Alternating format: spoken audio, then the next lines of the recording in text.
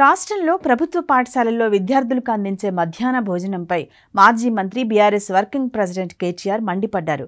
కాంగ్రెస్ పాలనలో విద్యార్థులకు ప్రభుత్వ పాఠశాలల్లో మధ్యాహ్న భోజనం సక్రమంగా అందటం లేదని దుయ్యబట్టారు. పౌష్టికాహారంతో విద్యార్థులు కడుపులు నింపాల్సింది పోయి గొడ్డు కారం, నూనె మెతుకులు తినాల్సిన పరిస్థితి దాపురించిందని ఆవేదన వ్యక్తం చేశారు.